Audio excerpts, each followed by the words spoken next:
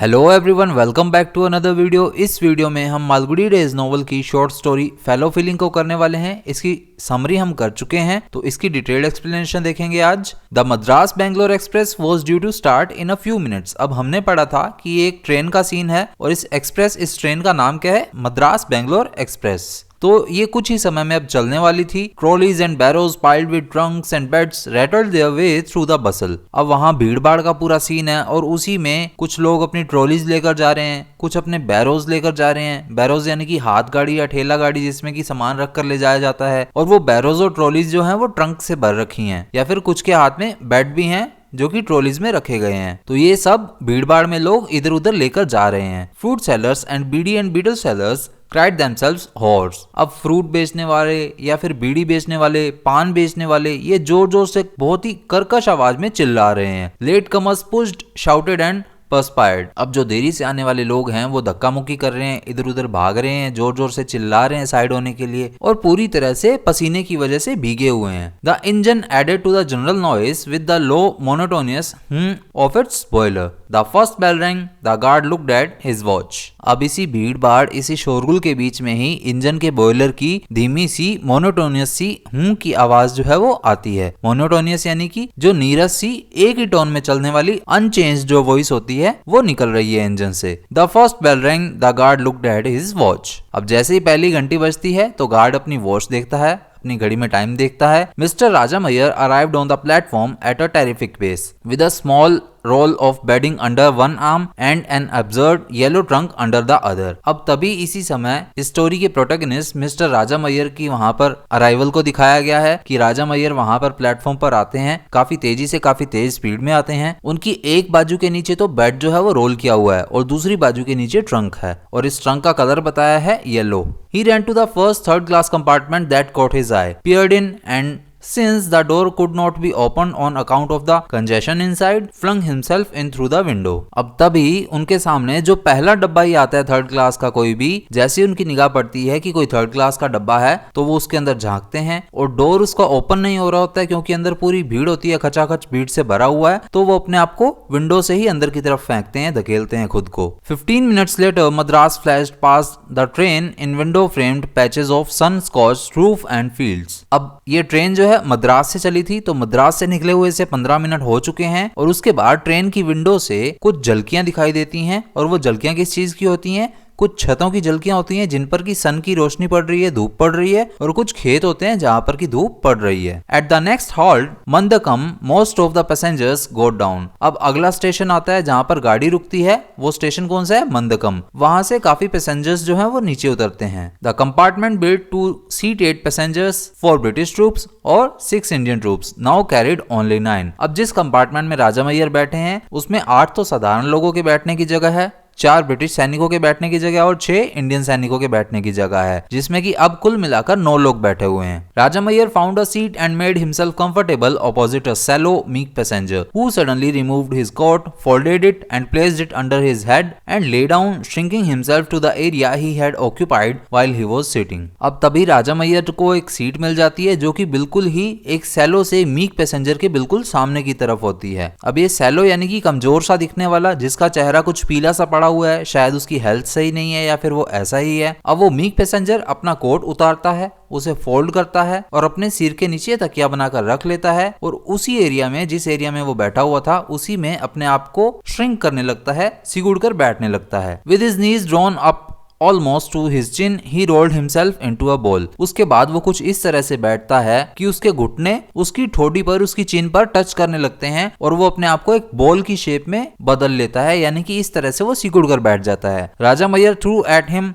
N indulgent compassionate look. और तभी राजा मैयर उसकी तरफ देखते हैं, एक इंडल्जेंट लुक देते हैं, यानी कि काफी दयालु सी लुक देते हैं, कंपैशनेट लुक देते हैं, यानी कि सहानुभूतिपूर्ण कोई लुक देते हैं ताकि उस पर तरस सा दिखाएं। He then fumbled for his glasses and pulled out of his pocket a small book which set forth in clear Tamil the significance of the obscure Sandhi rites that every Brahmin worth the name perform thrice daily। अब तभी राजा मैयर अपना चश्मा ढूंढने लगते हैं, अपने चश्मे को इधर उधर टटोलने लगते हैं, फंबल यानी कि टटोलना। उसके बाद अपनी जेब से अपनी पॉकेट से एक छोटी सी किताब निकालते हैं जिस पर क्लियर तमिल में लिखा हुआ था ऑब्स्कर संधि राइट, यानी कि संधि के नियम और उसकी प्रक्रियाएं। और ये संधि के नियम प्रक्रियाएं जो कि तमिल में थी किताब, ये हर एक वहां के ब्राह्मण को दिन में 3 बार उसका पाठ पढ़ना होता था, उसे 3 बार रीड करना होता था। He was startled out of this pleasant languor by a series of growls coming from a passenger who had got in at कटपड़ी। अब राजा मैयर वहां पर प्लीजेंट लैंग्योर में थे, यानी कि आराम से सुस्ती से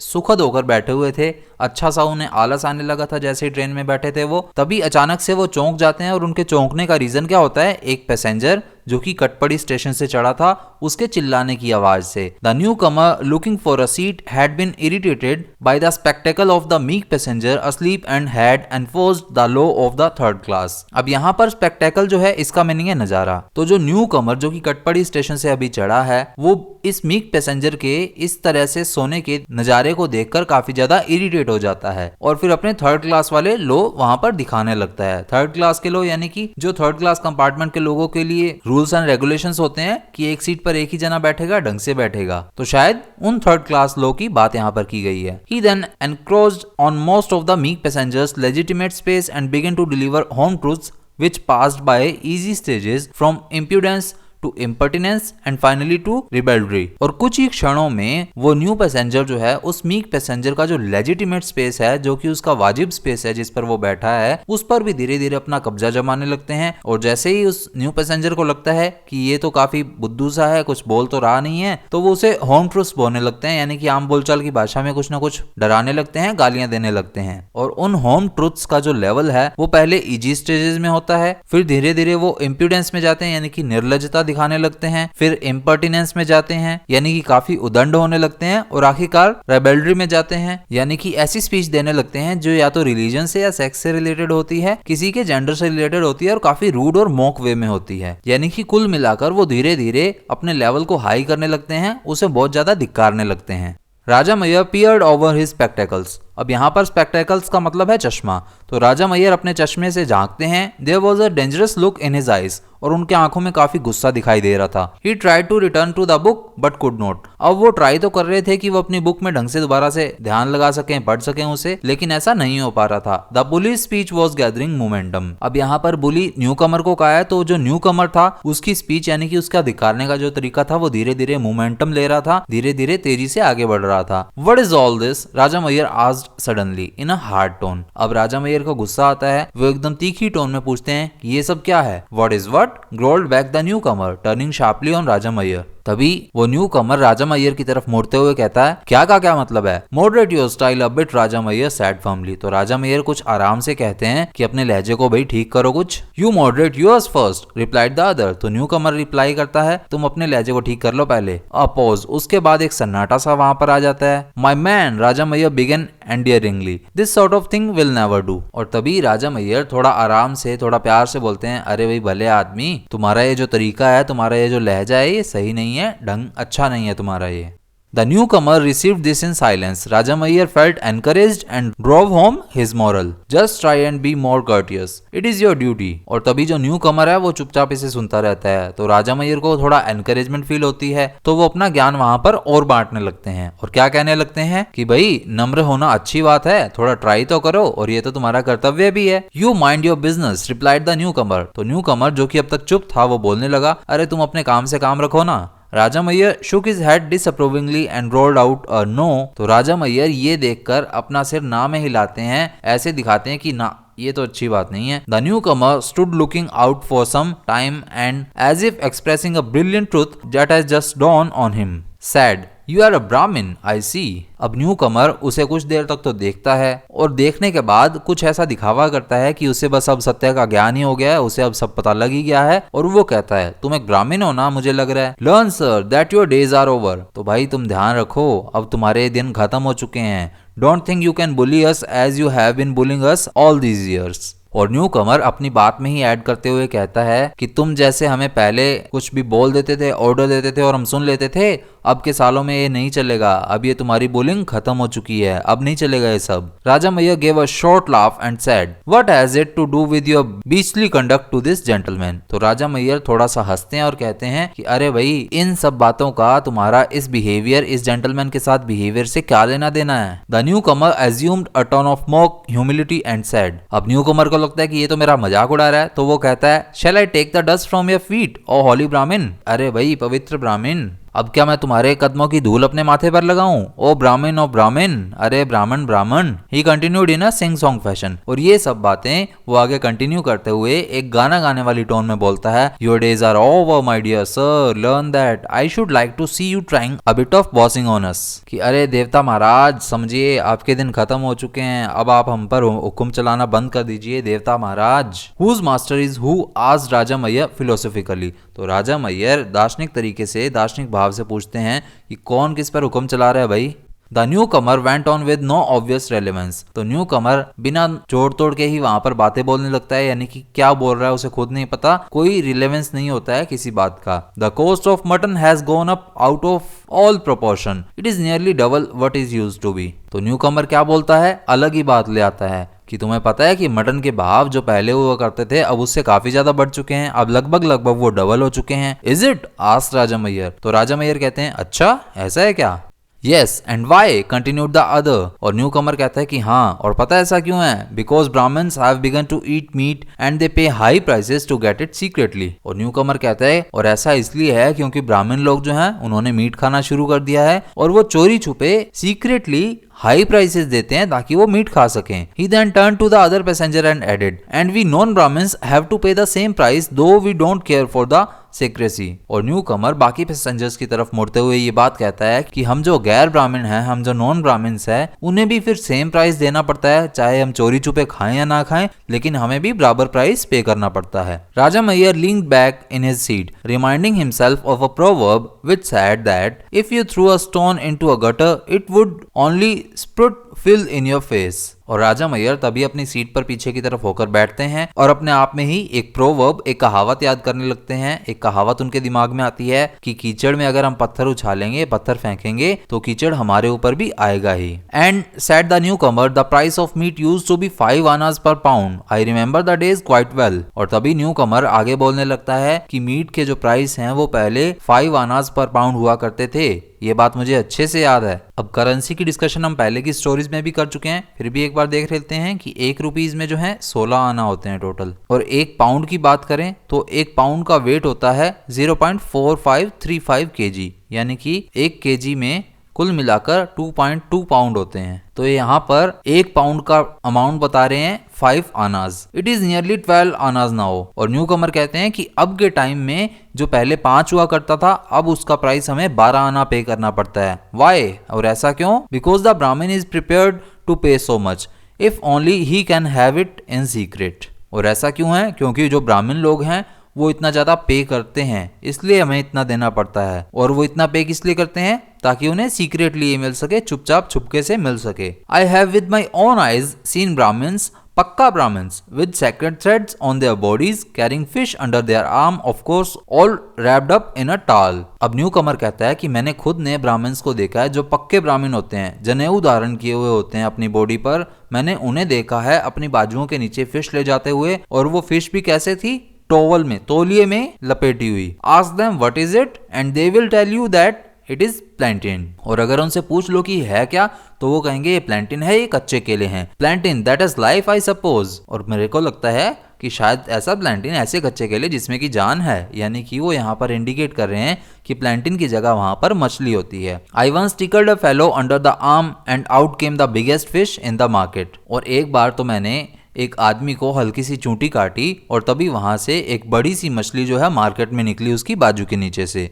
हे ब्राह्मण, ही सैड टर्निंग टू राजा मैयर। और तभी न्यू कमर राजा मैयर की तरफ मुड़ते हुए कहते हैं कि अरे Brahmin, what did you have for your meal this morning? तुमने आज सुबह क्या खाया था नाश्ते में? हु? आई? तो राजा मैयर पूछते हैं कि किसने? मैंने। Why do you want to know? तुम्हें ये सब क्यों जानना है? Look sirs, said the newcomer to the other passengers, why is he afraid to tell us what he ate this morning? And turning to Raja Mayer, may not a man ask another what he had for his morning meal? और तभी new कमर बाकी passengers की तरफ मुड़ते हुए कहता है कि अरे देखो सभी लोग, ये हमें बताने से डर क्यों रहा है कि इसने सुबह नाश्ते में क्या खाया था। और तभी वो राजा मैयर की तरफ मुड़ते हुए भी कहता है कि क्या मैं किसी से पूछ नहीं सकता कि उसने सुबह नाश्ते में क्या किया था। Oh by all means I had rice, ghee, curds, brinjal soup, fried beans. तो तभी राजा मैयर कहते हैं कि हाँ बिल्कुल पूछ सकते हो, मैंने चावल खाए थे, मैंने घी खाया, दही खाई, बैंगन का सूप पिया और उसके अलावा सेम की सब्जी भी खाई। Oh is that all, asked the newcomer with an innocent look. तो अब न्यू कमर उसके मजे लेने के लिए बड़े ही भोलेपन से पूछता है कि बस इतना सा भी खाया। Yes replied Raja Mayyar. तो राजा मैयर कहते हैं हाँ बिल्कुल। Is that all. अब वो दोबारा इंसिस्ट करते हुए न्यू कमर पूछता है कि बस इतना ही खाया। Yes how many times do you want me to repeat it. तभी राजा मैयर थोड़े गुस्से में कहते हैं कि हाँ बिल्कुल, अब तुम मुझसे कितनी बार बुलवाओगे एक ही बात। No offence replied the newcomer. तो न्यू कमर कहता है कि अरे भाई बुरा मत मानिए, बुरा मत मानिए। डू यू मीन टू से I am lying, asked Raja Mayyar. तो राजा मैयर कहते हैं कि क्या तुम्हें लग रहा है मैं मजाक कर रहा हूँ, मैं झूठ बोल रहा हूँ। Yes replied the other, you have omitted from your list a few things. और तभी न्यू कमर रिप्लाई करता है कि हाँ बिल्कुल, शायद तुमने अपनी लिस्ट में से कुछ चीजों को छोड़ दिया है। Didn't I see you this morning going home from the market with a banana, a water banana wrapped up in a towel under your arm? और तभी न्यू कमर उससे पूछता है कि क्या मैंने आज सुबह तुम्हें मार्केट में एक बनाना के साथ नहीं देखा था, एक वाटर बनाना जो कि तौलिए में लिपटा हुआ था तुम्हारी बाजू के नीचे। अब ये वाटर बनाना पर्टिकुलरली यहाँ पर फिश के लिए आया हुआ है जो कि टॉल में लपेट कर ले जा रहा है। और ऐसा कौन क्लेम कर रहा है? New Qamar. Possibly it was somebody very much like you. हो सकता है ये शायद तुम्हारे जैसा कोई और हो। Possibly I mistook the person. हो सकता है मैंने शायद किसी और को ही देखा हो, मुझे ही बुलेखा लग रहा हो। My wife prepares excellent soup with fish. अब न्यू कमर कहता है कि मेरी पत्नी फिश के साथ बहुत ही शानदार सूप बनाती है। You won't be able to find the difference between dal soup and fish soup. और वो इतना अच्छा सूप बनाती है मछली का कि आप डिफरेंस भी नहीं कर पाएंगे कि दाल सूप कौन सा और फिश सूप कौन सा है। सेंड योर वाइफ और the wife of the person that was exactly like you to my wife to learn soup making. और तभी न्यू कमर राजा मैयर को कहता है कि या तो अपनी पत्नी को भेजना या उस आदमी की पत्नी को भेजना जिसे मैंने आज सुबह देखा था जो कि तुम्हारे जैसे ही दिख रहा था, ताकि वो मेरी वाइफ के पास आकर सूप मेकिंग सीख सके। Hundreds of Brahmins have smacked their lips over the dal soup prepared in my house. अब यहाँ पर ये dal soup particularly fish soup को कह रहा है कि मेरे घर में जो दाल सूप बनता है, यानी कि मेरे घर में जो फिश सूप बनता है, हजारों ब्राह्मण मेरे घर में आकर उंगलियां चाट चाट कर वो खाते हैं, चटकारे लेकर उसे पीते हैं। I am a leper if there is a lie in anything I say. और तभी न्यू कमर कहता है कि मेरी कई बातों में कुछ भी झूठ हो तो मुझे कोड हो जाए। अ लीपर यानी कि कोड की बीमारी। और ये लीपर पर्टिकुलरली एक क्रोनिक बैक्टीरियल इन्फेक्शन होता है। You are replied Raja Mayyar grinding his teeth, you are a rabid leper. और तभी राजा मैयर रिप्लाई करता है कि तुम हो। और ये बात वो अपनी दांत बीचते हुए कहता है कि तुम हो, बिल्कुल हो, तुम एक रैबिड लीपर हो, एक सड़े हुए कोडी हो। हुम do you call a leaper. तभी वो न्यू कमर थोड़ा सा गुस्से में आता है और पूछता है कि किसे तुम लीपर कह रहे हो? यू। तो राजा मैयर रिप्लाई करता है कि मैं तुम्हें कह रहा हूँ भाई। आए you call me a leaper. तो न्यू कमर इंसिस्ट करते हुए पूछता है कि मैं, क्या तुमने मुझे लीपर कहा? No I call you a rabid leper. तो राजा मैयर कहते हैं कि नहीं, मैंने तुम्हें रैबिड लीपर कहा है। You call me rabid? The newcomer asked striking his chest to emphasise me. अब न्यू कमर अपनी छाती पर जोर से हाथ मारते हुए पूछता है कि तुमने मुझे रैबिड कहा, तुमने मुझे सड़ा हुआ कहा। और ये छाती पर हाथ मारना पर्टिकुलरली खुद को इंसिस्ट करने के लिए, मी को इंसिस्ट करने के लिए दिखाया गया है। You are a filthy brute said Raja Mayyar. और तभी राजा मैयर उसे कहते हैं कि तुम एक फिल्दी ब्रूट हो, बेहद ही गंदे जानवर जैसे इंसान हो। You must be handed over to the police. तुम्हें तो पुलिस के हवाले कर देना चाहिए। Bah exclaimed the newcomer as if I didn't know what these police were. और न्यू कमर फिर उसे मजे लेने के लिए पूछता है कि हाँ, मुझे तो जैसे पता ही नहीं कि पुलिस क्या होती है। Yes you must have had countless occasions to know the police. और तभी राजा मैयर उसे रिप्लाई करते हुए कहते हैं कि हाँ, तुम्हारे पास तो 1000 तरीके होंगे, पुलिस से तुम्हारा रोज ही मिलना होता होगा।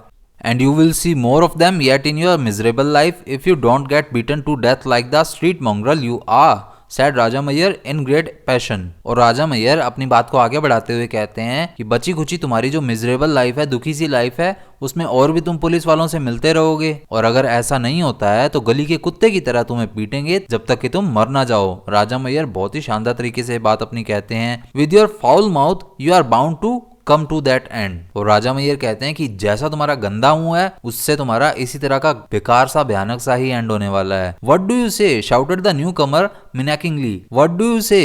You will humbug। और तभी न्यू कमर काफी गुस्से में आते हुए कहता है तुमने क्या कहा तुमने, पाखंडी राक्षस। शट अप राजा मैयर क्राइड। तो राजा मैयर जोर से चिल्लाते हैं अरे चुप रहो। तो न्यू कमर भी उसे कहता है you shut up, do you know to whom you are talking. तो राजा मैयर कहते हैं कि तुम्हें पता भी है तुम किससे बात कर रहे हो। What do I care who the son of a mongrel is. तो न्यू कमर कहता है कि मुझे क्या फर्क पड़ रहा है मैं किस कुत्ते के बच्चे से बात कर रहा हूँ, किस सुअर के बच्चे से बात कर रहा हूँ। I will thrash you with my slippers said Raja Mayyar. तो राजा मैयर कहते हैं कि मैं तुम्हें अपने स्लीपर्स से, अपने चप्पलों से मारूंगा। I will pulp you down with an old rotten sandal came the reply. तो न्यू कमर रिप्लाई करता है कि मैं अपने टूटे हुए पुराने सैंडल से तुम्हारा भरथा बना दूंगा। पल्प यानी कि bharta. I will kick you said Raja Mayyar. तो राजा मैयर कहते हैं मैं तुम्हें टांग मारूंगा जोर से। Will you howl the newcomer. तो न्यू कमर जोर से चिल्लाते हुए कहता है कि तुम मुझे मारोगे। कम ऑन लेट अस सी। और न्यू कमर अपनी बात को आगे बढ़ाते हुए कहता है कि चलो देखते हैं। Both rose to their feet simultaneously. और तभी दोनों अपनी टांगों पर खड़े हो जाते हैं, अपने पैरों पर खड़े हो जाते हैं और साइमल्टेनियसली खड़े होते हैं यानी कि एक साथ खड़े होते हैं। There they stood facing each other on the floor of the compartment. अब वो जिस कंपार्टमेंट में खड़े हैं, जिस थर्ड क्लास कंपार्टमेंट के फ्लोर पे खड़े हैं, वहां पर वो एक दूसरे के सामने फेस करे हुए खड़े हो जाते हैं। Raja Mayar was seized by a sense of inferiority. अब राजा मैयर के मन में एकदम से डर का माहौल आ जाता है। The newcomer stood 9 clear inches over him. अब जो न्यू कमर था वो राजा मैयर से पूरे के पूरे 9 इंच बड़ा था। He began to feel ridiculous, short and fat, wearing a loose dhoti and a green coat, while the newcomer towered above him in his grease-spotted khaki suit। अब राजा मैयर खुद को काफी रिडिकुलस फील करने लगता है, बेवकूफ सा फील करने लगता है, क्योंकि वो शॉर्ट दिख रहा था, कुछ फैट भी दिख रहा था। राजा मैयर ने लूज धोती पहनी हुई थी और एक ग्रीन कलर का कोट पहने हुआ था, जबकि जो न्यू कमर है वो उससे बहुत ही ज्यादा बड़ा लग रहा था। टावर्ड यानी कि काफी हाइट में लग रहा था बड़ा। और न्यू कमर ने जो सूट पहना हुआ था वो खाकी कलर का सूट था जो कि मैल चिकनाई से सना हुआ था। Out of the corner of his eye he noted that the other passengers were waiting eagerly to see how the issue would be settled and were not in the least disposed to intervene. अब तभी राजा मैयर अपने आंख के कोने से साइडों में देखते हैं अदर पैसेंजर्स को। तो अदर पैसेंजर्स इस चीज का ही वेट कर रहे थे कि कैसे इशू सेटल होगा, यानी कि किस तरह से इस लड़ाई का एंड होगा। और बाकी पैसेंजर्स बिल्कुल भी जरा भी इंटरवीन नहीं कर रहे थे, यानी कि बिल्कुल भी बीच बचाव के लिए आने के लिए तैयार नहीं थे। Why do you stand as if your mouth was stopped with mud? asked the newcomer। तो न्यू कमर पूछता है कि तुम ऐसे क्यों खड़े हो गए चुपचाप, जैसे तुम्हारे मुंह में मिट्टी भर गई हो। Shut up, Raja Maihar snapped, trying not to be impressed by the size of the adversary। तो अब अपने प्रतिद्वंदी का साइज देखकर वो ऐसा दिखावा कर रहे हैं कि उन्हें बिल्कुल भी डर नहीं लग रहा है। Your honor said that you would kick me, said the newcomer, pretending to offer himself। अब न्यू कमर उसे ताना देने वाले तरीके में पूछता है कि आप महाराज ने तो कहा था कि आप मुझे लात मारेंगे, किक मारेंगे, और ऐसा दिखावा करते हुए बोल रहा है जैसे कि वो खुद को सरेंडर कर रहा है कि आओ मारो भी मुझे। Won't I kick you? asked राजा मैयर। तो राजा मैयर कहता है कि क्या मैं तुम्हें ना मारूं फिर? ट्राई। तो न्यू कमर कहता है ट्राई कर लो। No said Raja Mayyar, I will do something worse. तो राजा मैयर कहता है कि नहीं, मैं इससे भी कुछ बुरा करूंगा। Do it said the other, throwing forward his chest and pushing up the sleeves of his coat. तो न्यू कमर अपना सीना ताने वहां पर खड़ा हुआ है और कहता है कि करो जो करना है करो, और वो अपने कोट की बाजुएं ऊपर की तरफ करता है। Raja Mayyar removed his coat and rolled up his sleeves. तो राजा मैयर भी अपना कोट उतारता है और अपनी बाजुएं ऊपर की तरफ करता है। He rubbed his hands and commanded suddenly stand still. तभी वो अपने हाथ मसलता है राजा मैयर और अचानक से कमांड देते हुए कहता है कि चुपचाप सीधे खड़े हो जाओ। The new Qamar was taken aback. तो न्यू कमर इससे वो चक्का हो जाता है एकदम से कि क्या बोल रहा है ये। He stood for a second baffled. तो न्यू कमर एकदम से उलझन में आ जाता है, एकदम से हक्का बक्का हो जाता है। Raja Mayyar gave him no time to think. अब राजा मैयर जरा भी उसे सोचने का समय नहीं देते हैं। With great force he swung his right arm and brought it near the other's cheek, but stopped it short without hitting him. अब तभी राजा मैयर अचानक से अपने राइट बाजू को एकदम से अचानक से हिलाते हैं जोर से, उसके गाल के पास अपना हाथ लेकर जाते हैं और बस गाल के पास ले जाकर मारते नहीं है, वहीं पर रुक जाते हैं। Wait a minute, I think I had better give you a chance said Raja Mayyar. और तभी राजा मैयर वहां पर रुककर बोलते हैं कि अरे भाई रुक जाओ एक मिनट, शायद मुझे तुम्हें एक मौका दे देना चाहिए। What chance asked the newcomer. तो न्यू कमर कहते हैं कि किस तरह का मौका भाई। It would be unfair if I did it without giving you a chance. अब राजा मैयर कहते हैं कि ये तो गलत हो जाएगा अगर मैं तुम्हें बिना मौका दिए ही ये सब करूं। Did what. तो न्यू कमर पूछता है कि क्या करूं, क्या मौका दिए बिना की बात कर रहे हो तुम? You stand there and it will be over in a fraction of a second. तो राजा मेयर कहते हैं कि तुम यहाँ बस खड़े रहो और ये एक आधे सेकंड में ही हो जाएगा। Fraction of a second, what will you do? तो न्यू कमर पूछता है फ्रैक्शन ऑफ अ सेकंड में, एक ही क्षण में क्या करने वाले हो तुम ऐसा? Oh nothing very complicated, replied Raja Mayyar nonchalantly, nothing very complicated. तो राजा मेयर रिप्लाई करते हैं कि अरे इतना कॉम्प्लिकेटेड नहीं है। वो बेपरवाही से ही बोलते हैं कि ज्यादा कॉम्प्लिकेटेड नहीं है, ये आसान सा ही है। I will slab your right cheek and at the same time tug your left ear, and your mouth which is now under your nose will suddenly find itself under the left ear, and what is more, stay there. I assure you, you won't feel any pain. तो राजा मैयर अब आगे अपनी बात बताते हैं। क्या कहते हैं वो? कि मैं तुम्हारे राइट चीक पर मारूंगा और सेम टाइम पर ही तुम्हारा लेफ्ट ईयर भी खींचूंगा, और तुम्हारा मुंह जो कि अभी तुम्हारी नाक के नीचे है वो अचानक से तुम पाओगे कि वो तुम्हारे लेफ्ट ईयर के नीचे आ गया है। और ज्यादा से ज्यादा क्या होगा कि तुम्हारा जो मुंह है वो फिर परमानेंटली तुम्हारे कान के नीचे ही रहेगा। I assure you won't feel any pain, और मैं इस बात की गारंटी लेता हूँ कि तुम्हें बिल्कुल भी दर्द नहीं होगा। व्हाट डू यू से? अब न्यू कमर थोड़ा अचानक से अजीब सा फील कर रहा है और पूछता है कि तुम क्या बोले जा रहे हो? And it will all B over before you से श्री राम। तो राजा मैयर आगे अपनी बात को बढ़ाते हुए कहते हैं कि ये सब इतने में ही हो जाएगा जितने में तुम श्री राम बोलोगे उससे पहले ही हो जाएगा। I don't believe it, said the newcomer. तो न्यू कमर कहता है कि मैं तुम्हारी बातों पर विश्वास नहीं कर रहा। Well and good, don't believe it, said Raja Mayyar carelessly. I never do it except under extreme provocation. तो राजा मैयर कहते हैं कि बहुत अच्छी बात है, मत करो विश्वास। अब वो ये बात केयरलेसली कह रहे हैं जैसे कि उन्हें कोई ज्यादा इसकी चिंता नहीं हो रही है इस बात की। और राजा मैयर अपनी बात को आगे बढ़ाते हुए कहते हैं कि मैं सिर्फ ऐसा तभी करता हूँ जब तक कि मुझे कोई प्रोवोक ना करे, जब तक कि मुझे कोई उकसाए ना, उसके बिना मैं ये नहीं करता हूँ। Do you think I am an infant? तो न्यू कमर कहता है कि क्या तुम्हें लगता है कि मैं नया जन्मा हुआ बच्चा हूँ, इन्फेंट हूँ? I implore you my man not to believe me. तो राजा मैयर कहते हैं कि मैं तो चाहता हूँ कि तुम मुझ पर विश्वास ना करो भाई। You have heard of a thing called jujitsu. और तभी राजा मैयर पूछते हैं कि क्या तुमने जुजित्सु के बारे में सुना है कभी? Well this is a simple trick in jujitsu perhaps known to half a dozen persons in the whole of South India. और राजा मैयर कहते हैं कि ये जुजित्सु में एक सिंपल सी ट्रिक है जो कि पूरे के पूरे साउथ इंडिया में कुल मिलाकर हाफ अ डजन पीपल को ही पता है, यानी कि कुल मिलाकर 6 लोगों को ही पता है। You said you would kick me, said the newcomer. तो न्यू कमर कहता है कि तुमने तो कहा था कि तुम मुझे लात मारोगे। Well isn't this worse, asked Raja Mayyar. तो राजा मैयर पूछते हैं कि ये ज्यादा बुरा नहीं है क्या? He drew a line on the newcomer's face between his left ear and mouth muttering, I must admit you have a tolerably good face and round figure. अब तभी राजा मैयर बिना कुछ सोचे समझे उसके मुंह पर एक लाइन खींचते हैं जैसे कि वो बस थप्पड़ मारने के लिए तैयार ही खड़े हैं। और वो लाइन कैसे खींचते हैं? उसके लेफ्ट ईयर और माउथ के बीच में, और बोलते हैं कि मुझे तो लग रहा है कि तुम्हारा फेस जो है वो बहुत अच्छा है, बहुत गोलमटोल सा है, but imagine yourself going about the streets with your mouth under your left year. और राजा मैयर आगे बोलते हैं कि सोचो, इमेजिन करो तुम गलियों में जाओगे और तुम्हारा मुंह तुम्हारे कान के नीचे होगा। ही चकल्ड एट द विजन। और राजा मैयर अपनी इस बात पर थोड़ा हंसने भी लग जाते हैं। I expect At Jalapet station there will be a huge crowd outside our compartment to see you. और मुझे लगता है कि तुम्हारे इस नज़ारे को देखने के लिए जलालपेट स्टेशन पर बाहर बहुत ज्यादा भीड़ होने वाली है हमारे कंपार्टमेंट के। The newcomer stroked his chin thoughtfully. अब तभी न्यू कमर अचानक से थोड़ा सोच विचार करने लगता है। Raja Maihar continued, I felt it my duty to explain the whole thing to you beforehand. और राजा मैयर आगे अपनी बात को जारी रखते हुए कहते हैं कि ये मेरा कर्तव्य था, ये मेरी ड्यूटी थी कि ये सब करने से पहले तुम्हें ये बात समझा दूं। I am not as hot headed as you are. मैं इतना गर्म दिमाग का नहीं हूँ जितना कि तुम गर्म दिमाग के हो। I have some consideration for your wife and children. मैंने तुम्हारी वाइफ, तुम्हारे बच्चों के बारे में भी सोचा, इसीलिए मैं तुम्हें ये बता रहा हूँ। It will take some time for the kids to recognise papa when he returns home with his mouth under ...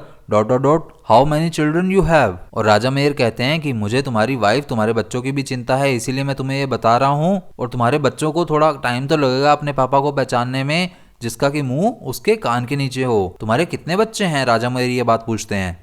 तो न्यू कमर रिप्लाई करता है 4, यानी कि 4। And then think of it, said Raja Mayyar. और राजा मैयर यहीं पर रुक नहीं रहे हैं, आगे बोलने की और भी सोचो। You will have to take your food under your left ear and you will need assistance of your wife to drink water. She will have to pour it in. अब राजा मैयर इसके मजे लेने स्टार्ट कर देता है और आगे बोलते हैं कि इतना ही नहीं, तुम सोचो कि तुम अपना खाना जो है अपने कान के नीचे की तरफ से खा रहे हो, लेफ्ट ईयर के नीचे की तरफ से खा रहे हो, और तुम पानी भी खुद से नहीं पी पाओगे। तुम्हें उसके लिए अपनी वाइफ की जरूरत पड़ेगी कि वो तुम्हें पानी पिला सके। I will go to a doctor, said the newcomer. अब न्यू कमर यहाँ पर थोड़ा पजल हो जाता है। बजाय इसके कि न्यू कमर यहाँ पर बोले कि तुम ऐसा करके तो देखो। वो रिप्लाई क्या करते हैं, I will go to the doctor, कि मैं डॉक्टर के पास चल जाऊंगा। Do go, replied Raja Mayyar, and I will give you 1,000 rupees if you find a doctor. You may try even European doctors. तो राजा मैयर कहते हैं कि ठीक है चले जाओ, और कोई डॉक्टर अगर इसका इलाज कर दे तो मैं तुम्हें 1,000 रुपए इनाम दूंगा। उस टाइम के 1950 से पहले के 1,000 रुपए की बात की जा रही है यहाँ पर। और राजा मैयर इस बात को इंसिस्ट करते हुए कहते हैं कि यूरोपियन डॉक्टर्स भी इसका इलाज नहीं कर सकते। The newcomer stood ruminating with knitted brow. Now prepare, shouted राजा मैयर। अब तभी न्यू कमर वहां पर चिंतन में खड़ा हुआ अपनी भौहों को इकट्ठे करे हुए खड़ा है। तभी राजा मैयर जोर से चिल्लाते हैं कि तैयार हो जाओ। One blow on the right cheek, I will jerk your left ear and your mouth. और तभी राजा मैयर बात कंटिन्यू करते हैं कि तुम्हारी राइट चीक पर जोर से एक चमाटा मारूंगा और तुम्हारा लेफ्ट ईयर खींचूंगा और तुम्हारा मुंह कान के नीचे चला जाएगा। The newcomer suddenly ran to the window and leaned far out of it. Rajam decided to leave the compartment at Jalalpet. अब न्यू कमर तभी अचानक से विंडो की तरफ भागता है, बाहर की तरफ देखने लग जाता है। और तभी राजम भी इतने में ये सोचने लगता है कि जैसे ही जलालपेट पर ये ट्रेन रुकेगी तो मैं इस कंपार्टमेंट से उतर जाऊंगा। But the moment the train stopped at Jalalpet station, the newcomer grabbed his bag and jump out. लेकिन जैसे ही ट्रेन जलालपेट स्टेशन पर रुकती है तो न्यू कमर जल्दी से अपना बैग उठाता है और जल्दी से बाहर की तरफ जंप करके भाग जाता है। He moved away at a furious pace and almost knocked down a coconut seller and a person carrying a tray load of colored toys. और न्यू कमर इतनी तेजी से भागता हुआ जा रहा था कि एक कोकोनट बेचने वाले को भी और एक आदमी जिसके हाथ में ट्रे थी कलरफुल टॉयज की, इन दोनों से वो टकराते हुए जाता है और वो गिरने ही वाले थे बस। Raja Mayyar felt it would not be necessary for him to get out now. तभी राजा मैयर को ऐसा फील होता है कि अब उसे यहाँ से ट्रेन से उतरने की जरूरत नहीं है। He leaned through the window and cried, "Look here!" The newcomer turned. अब तभी राजा मैयर विंडो के पास जाता है और चिल्लाता है कि अरे भाई इधर देखो। और तभी न्यू कमर पीछे की तरफ मुड़ता है। Shall I keep a seat for you? asked राजा मैयर। तो राजा मैयर पूछते हैं कि मैं तुम्हारे लिए सीट रखूं क्या? No, my ticket is for जलालपेट, the newcomer answered and quickened his pace. तो न्यू कमर जल्दी से जवाब देते हुए वहां से अचानक से भाग जाता है अपनी तेज स्पीड से। क्या कहता है वो कि नहीं, मेरी टिकट तो जलालपेट तक की ही थी।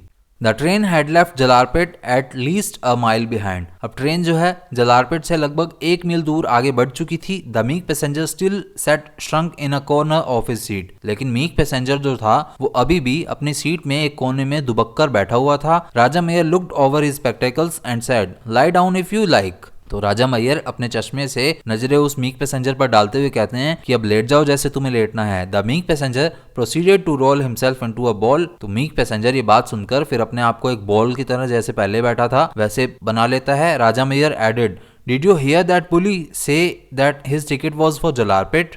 तो राजा मैयर अपनी बात को बढ़ाते हुए कहते हैं कि क्या तुमने सुना कि उसने बोला था कि उसकी टिकट जलालपेट तक की ही है। तो मीक पैसेंजर उसका रिप्लाई करता है यस। ये मीक पैसेंजर का पहला रिप्लाई था। Well he lied, he is in the 4th compartment from here, I saw him get into it just as the train started. तो राजा मैयर कहते हैं कि वो झूठ बोल रहा था, वो यहाँ से 4थे कंपार्टमेंट में है। मैंने उसे जैसे ही ट्रेन चालू हुई थी तब वहां उसे चढ़ते हुए देखा था।